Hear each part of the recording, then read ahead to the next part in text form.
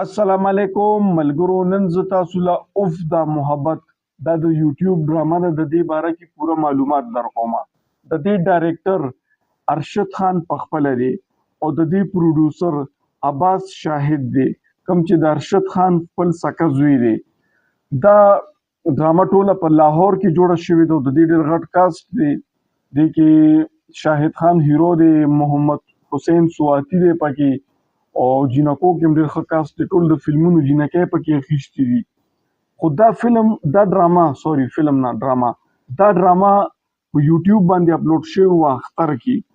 او دا د ارشد خان یو عجیبه کار و چې په اختر کې د فلم جوړ نه کو، غټ اختر لی فلم جوړ نه کو او یوټیوب لی ډرامه جوړه کا. دې کې ذهن ته ډېر عجیبه خیالات راځي چې د فلم جوړ نه کو، ډرامه یې جوړه که یوټیوب دپاره.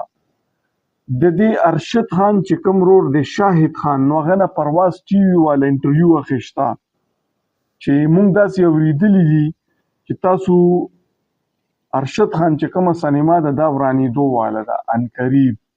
نو هغوی والا جواب نه ها کې ورکو نه نا کې ورکو، ګول مټول یې کو. انډ کې ورته داسې وویلو چې وخت سره به ځان بدلې. د دې خبرې کوم طرف ته اشاره ده چې مطلب سینما ورانېږي به وړاندې وروستو، یا دا دور د سوشل میډیا دی. اشاره یې خو همدغې طرف ته وه چې دا دور د سوشل میډیا دی، ځکه چې اختر کې دوی سینما له فلم جوړ نه کو او یوټیوب له ډرامه جوړه کا، او یې تقریبا 1 لاک نه پورته ویو هم اخیستي دي. ډرامه خو ما ځاني نه کتلې، خو خلک یې ډېر صفت کوي. نو زما د ویډیو جوړولو مقصد دا دی چې زما په خیال انډسټري هغه زوال ته راغلې ده چې بس که اوس ولا څه پراپر دغه ونه شو کار چې انډسټري بحال شي، حکومت څه کار ونه کو، یا کوم چې د دې لکه اوس ارشد خان یو داسې برانډ دی، دا یو برانډ دی لکه د دوی خپله سینما ده.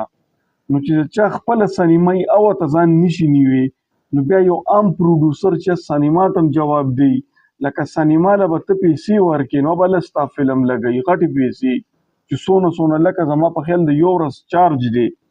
نو د ارشد خان باندې خو دا چارج نشته که نه، هغه خو خپله سینما ده، هغه باندې د سینما خرچه نشته، او اینه باوجود فلم نه جوړوي، هم د اختر کې فلم نه جوړوي. دا ډېره د خطرې ګنټي وغږېده زما په خیال د پښتو فلم انډسټرۍ دپاره، ځکه چې یو سینما اونر ورته ځان نشي نیوی، نو عام پروډوسر دپاره بیا ډېره زیاته مشکله شي.